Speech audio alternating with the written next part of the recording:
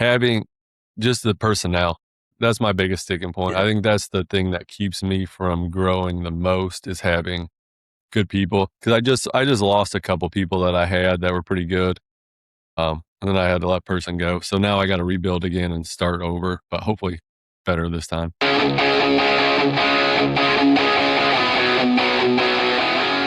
This podcast is sponsored by Action Coaching. If you're a home service business owner, ask yourself this: are you constantly chasing new leads or just keeping the business growing? Ben Jordan built a $100 million plumbing and HVAC company. Inside the Action Group, he teaches contractors how to create recurring revenue, strengthen leadership, improve sales, and build systems that reduce the owner's day-to-day involvement. Members get weekly coaching, practical templates, proven scripts, and strategies designed specifically for home service businesses. If you want to get out of the truck, build something that runs without you and creates real wealth, check out the Action Group on School and book your free consulting call. Hey guys, welcome back to another episode of the Builder's Bible podcast. Today, we're going to be covering a lot of key topics: the challenges, the pain points, growth, expansion, and many more. So stay tuned. I hope you enjoy it. Joey, appreciate your time. Thanks for hopping on a call with me. Yeah, you're welcome. Yeah. So how are things going? Tell me a little bit of Appliance Shark, how you got into it, and kind of where you guys are looking at going for the next couple of years. Yeah, we're starting and going 100% right now. Yeah. Just kind of recording and it'll be chopped up, Okay. So Yeah, I'm sorry. I thought the other guy was doing it. So no offense, but can we start it over? yeah, absolutely. Yeah. Andrew and I, are you talking about Andrew? Yeah. Yeah. He and I are, we're business partners. We kind of tag team stuff. Okay. He's got another one going on actually right now. And, cool. Yeah. And so business partners, tag team, podcast and all that stuff. So, but let's start over. But yeah, Joey, appreciate your time. Thanks for hopping on a call with me. Yeah, thank you. Yeah, tell me a little bit about Appliance Shark. So Appliance Shark is, we do two things basically. We do appliance repair. We have techs that run around Kansas City and do in-home appliance repair. That is kind of the servicey side of it. And then we have a scratch and dent appliance store. So we started out just appliance repair and we were losing jobs and business to people buying appliances. So I just started stockpiling appliances, and now the appliance store has taken over the appliance repair side of my business, where it's the main revenue driver. Gotcha. So how long did you start the appliance store? Appliance Shark itself is going to be 4 years old on the 24th. So we're right at just under 4 years. And then halfway through my first year, we started the store, but that was a small 2,400 square foot building. It had a 1,200 square foot showroom and a little shop in the back. And then we outgrew that pretty quickly. Actually, that one took a little bit of time because we didn't really focus on sales too much. We just kind of, every once in a while, someone would come in and buy a washer, dryer, fridge, and we sell it to them. Mm-hmm. And then we ran our techs out of there. That was our call center also. And then we outgrew that. We moved into a 5,000 square foot store 2 years ago in August. So now we're expanding into an 11,000 square foot store. So we've outgrown this one as well. So our store is going on 3 years old, to answer that question, but gotcha. It's growing pretty quick. Yeah, no kidding. So talk a little more in depth. What made you make the decision to go to, selling appliances alongside, servicing them? Because you did mention that you service them, but then you're losing business from the appliance side of the sales. So did people just think like, no, it'd just be cheaper to go buy a brand new appliance versus getting it fixed? Or how did that Yeah, that's one of the hardest things about appliance repair. Because if you look at a lot of the trades like plumbing, electrician, their tickets are a lot higher. Even garage doors, like the garage doors guys complain about their low tickets. Our tickets are low. Our average ticket is around $300. So it's hard to talk someone into spending the money to repair it when they can go buy, like what I sell is scratch and dent. So it's new, but it's scratch and dent, open stock or open box and overstock items. So I sell new stuff with warranty. It's just cheaper. So it's easy for me to flip them from not repairing it to replacing it. And then we're also driving a lot of traffic outside of our repair guys. But to spend $400 to fix your washing machine, that's a tough call because you can go spend $500 and get a brand new washing machine. Exactly. So to talk people into that, it's a hard trade to make. You can make decent money, but it's hard because the margins are low and the tickets are low. Yeah, I get it. I mean, my mech was kind of going out a little bit, but it fixed itself I think it was something with the motherboard on it, but it was only like 4 years old, and I looked into it a little bit and I was like, oh, Samsung doesn't even make this microwave anymore, so I can't even buy this part. So might as well just go buy a new microwave. So Yeah, that's how it works. And, for us to be profitable, you got to tack on at least, 250, $300 onto that. Yeah. For us to go swap the part and pay for everything that it takes to get our guys out there. Yeah. Yeah. And that's super low. I mean, if you compare that to the other trades, they'd probably laugh and be like, damn, how's this guy making any money? Or the whole industry, because there's just not a lot in it. Yeah. So for me, it was easier to scale, or it is easier to scale the appliance sales because there's a huge market for appliances. Mm-hmm. And then I'd say it's one of the last things, but people don't like buying appliances online. Some do, but it's a pretty small margin. So people like to go in and see it, put their hands on it, feel it. And then, so to have a brick and mortar store, it's one of the last good ones that I think is out there. Yeah. Yeah. No, I'm kind of right there with you. Like if I'm walking through Home Depot and I see the washer dryer, I'm like, oh, that's shiny. That's new. I like it. Yeah. Washer dryer combo, cool.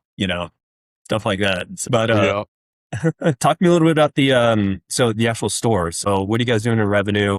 How's that going? Do you see growth? Do you guys want to expand? Things of that nature. Yeah, of course. That's my whole goal, is to outgrow Kansas City. My goal is to be the scratch and dent king of Kansas City, but that is taking a lot of time. Not a lot of time, but it takes time.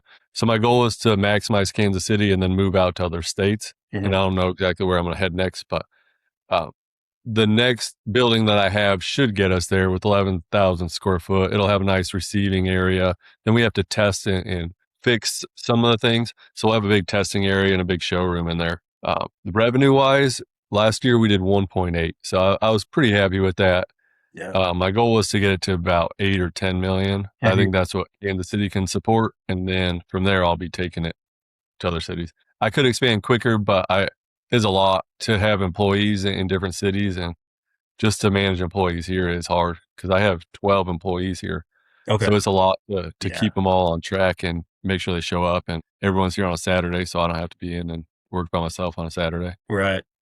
Yeah. What's been some of your growth? Some of your challenges you've been facing with all this growth. Yeah, it's been definitely personnel, having the right people in here. Yeah. I have a pretty good team now, but they come and go also.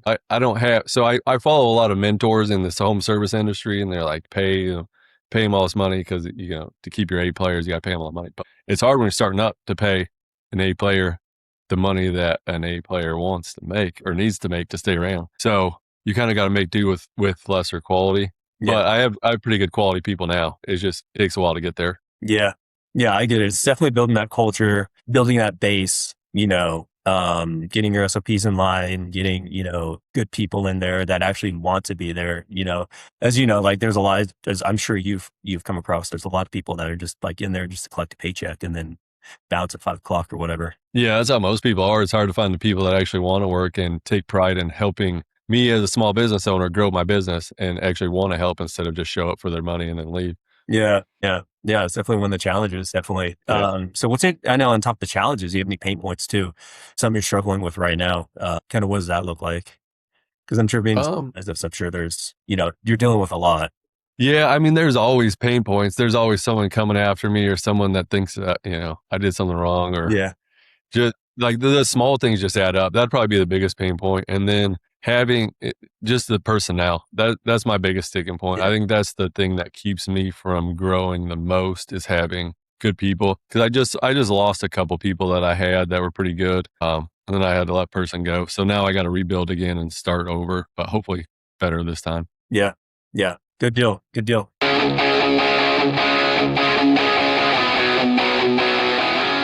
This episode is brought to you by Corberry Digital. If you own an HVAC, plumbing, electrical, roofing, or home service business and you're tired of wondering where your next lead is coming from, you need to check out Corberry Digital. Corberry specializes exclusively in helping home service companies dominate their local markets through SEO, Google Ads, local service ads, websites, content marketing, and lead generation systems that actually produce a measurable ROI. Their team doesn't just focus on clicks and impressions. They help contractors lower customer acquisition costs, increase qualified leads, and build a marketing engine that scales. What I like about Corberry is they understand the blue collar space. They aren't trying to be everything to everyone. Their entire focus is helping trades businesses win in their backyard and generate more profitable jobs. If you're looking to grow your business, improve your online visibility, and build a marketing system that works, visit coreberry.com and schedule a strategy session with their team. That's coreberry.com. Tell them you heard about them on the podcast. What's up, everybody? This podcast is sponsored by Grimes Financial Advisors. You've spent time and energy building a successful business, but here's the question. Do you have a real retirement plan or just a pile of investments? Our friends at Grimes Financial Advisors specialize in helping business owners and families create a clear roadmap for retirement through their proprietary retirement blueprint.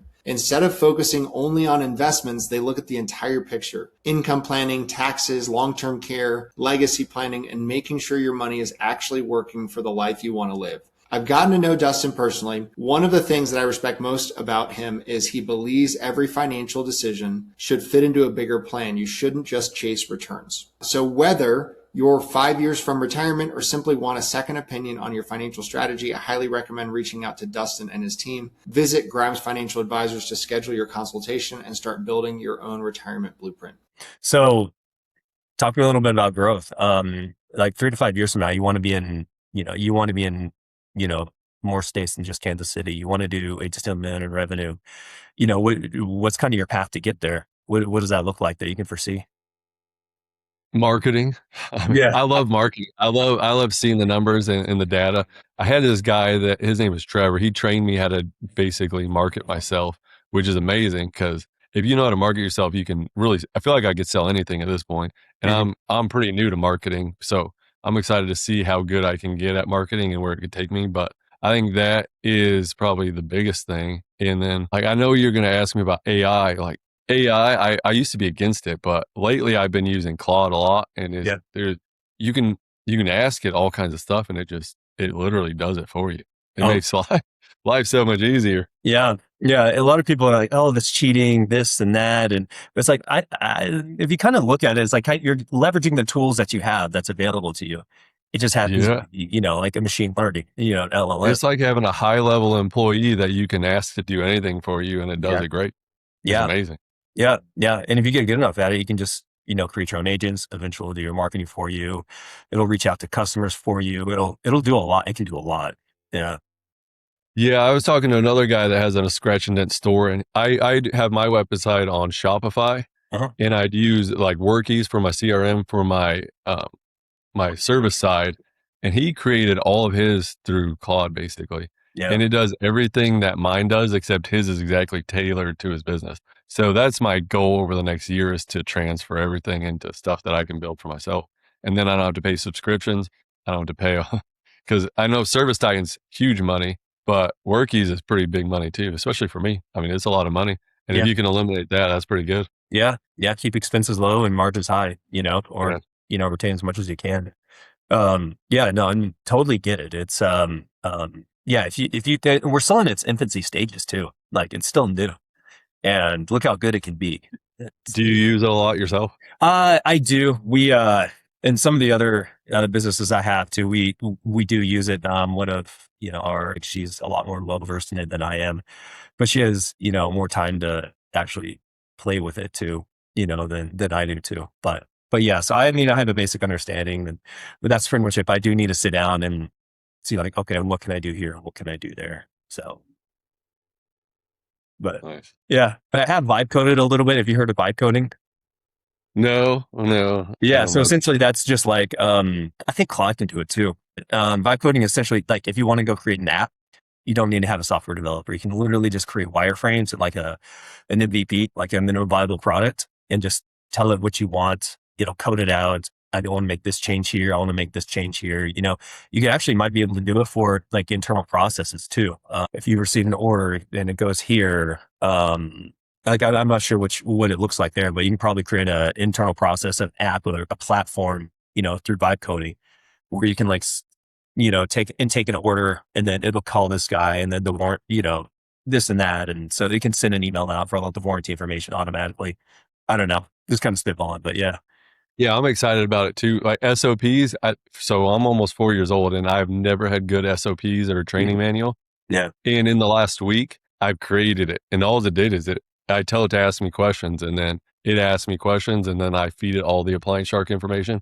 And now I have a 185 page document that is perfectly tailored to Appliance Shark, and it explains all of my processes and pretty much everything that I need to train anybody.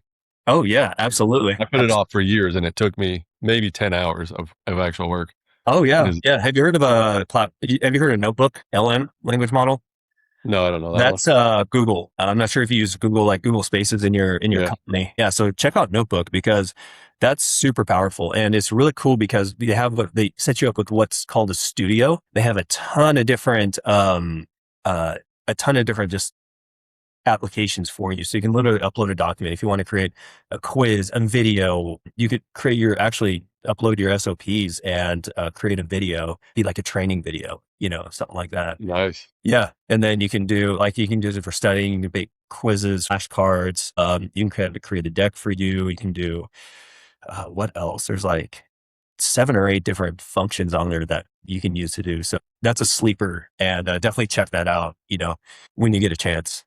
Yeah, I will. I'm excited about AI. I wasn't like a month ago, but recently I did. Oh, you turned pretty fast. Yeah, seriously. It's good though. It's helped me a lot. Yeah.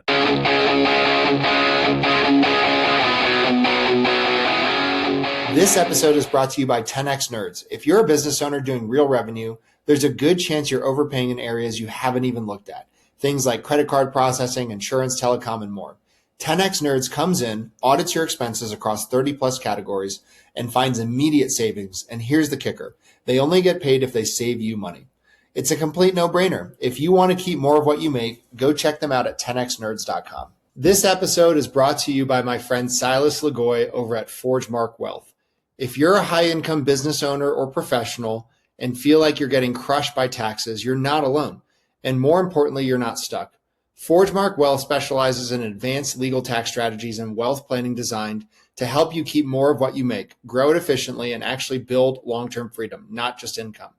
If you're making serious money but don't have a real strategy behind it yet, I highly recommend connecting with Silas and his team. So on top of employees, let's talk a little bit about Appliance Shark. What's been your biggest need? What do you need right now, moving forward? What do I need? Just to keep going. I mean, that's the hardest part, is just keep yourself moving. I mean, I guess not the hardest part. It is like the biggest part is just to keep on going. Yeah. Keep grinding every day and moving it forward. Yeah. I let off on the appliance repair side, which I kind of, not necessarily regret, but I took my foot off the gas for a while, like the last year, so I could build the store up better. And so now my goal for this year is to build the appliance repair side back up again. Because I kind of just let off on that one, but it's definitely a driver of revenue, those guys out there on the road fixing stuff. Oh yeah, absolutely. My goal is to get to more like the actual appliance repair also this year. Okay. To start working in more restaurants and that type of stuff. Sure. Are you guys outfitting your employees with like the trucks and the tools and stuff? Is that all yours, or is that on them? So I have a mixture of contractors that I use and employees. So yeah, I have our own branded vehicles out there on the road with our own tools. And then I also have contractors that do work for me as well. Okay. Gotcha. How are you going about acquiring your capital? Like buying your trucks, tools, expanding, applying appliances, a credit card, line of credit, loans. What does that look like? No, when I started this business, I was working another job and I had a good job. So for the first 8 months, I worked another job while I started the business. So I basically just rolled every dollar that I made in the 8 months into the bank account. And that's what I've used the entire time. That's how I've outfitted the appliance store, bought all the vehicles. I never took out a loan, and I put $10,000 of my own in there, and then that's it. I've just used all the money that I brought in to keep rolling it. And that's kind of what I still do. I still don't pay myself that much. I pay myself decent, but I just want to roll and get big. Yeah. Just that's reinvesting everything into the business. Yeah. Not everything, but yeah. As much as you can, Yeah. Yeah. I totally get it. Growth wise, where do you guys see yourself moving into Denver? I mean, that's right next door, and it's a pretty big market, a little bit bigger than Kansas City, but I would consider Denver. I actually lived in Denver for a couple of years. I like it there. Oh, really? But yeah, I think there's a decent amount of competition there in Denver. Okay. I know I've looked at a lot of cities in the past, and I'm pretty sure there's good stores over there, which isn't the end of the world because there's other good stores in Kansas City too. But Yeah. Yeah, I would love to be in Denver. That'd be amazing. What part of Denver do you live in? I lived in Littleton and Erie. Oh, okay. Oh, wow. Yeah. And Aurora. I worked at Aurora for 2 years, like 2.5 years. So then I lived kind of all over the place. Gotcha. Yeah, that's actually where I grew up, Littleton, Morrison area. Yeah. So it was a nice area. Yeah. I like it a lot. Yeah, still here. Parents moved here in 98 and, ever since. So it's expensive there now. I mean, it was then, but it's a lot more now, I think. Yeah. Yeah, you can say that. Again, prices are definitely not going down. Yeah. Yeah. Which is good and bad. Bad for my wallet, but great for the economy, great for like resale value in houses, all that fun stuff. Yeah, unless you're moving there to buy a house. Yeah, exactly. Anything else you want to add before we hop off? I know you're busy. Don't want to take up too much of your time. No, I appreciate your time. I mean, that was pretty good. I liked it. Yeah, absolutely. Where can they find you? Appliance Shark. Just Google Appliance Shark, or we have Facebook, Instagram. We have all the social medias, YouTube. I do some instructional videos on how to preventative maintenance on your appliances, and then some other stuff on YouTube. So there's some good ones, but I need to work on that more. Yeah, because YouTube and Facebook ads especially, that's helped us a lot. Yeah, so we put a lot of effort into Facebook lately over the last year. Good. Yeah, Joey, really appreciate your time. Thanks so much. Hey everyone, we hope you enjoyed this episode of the Builders Bible Podcast. If you have any questions or if you want to be on an episode, reach out anytime. Alex@kings-coaching.co. Talk to you guys soon.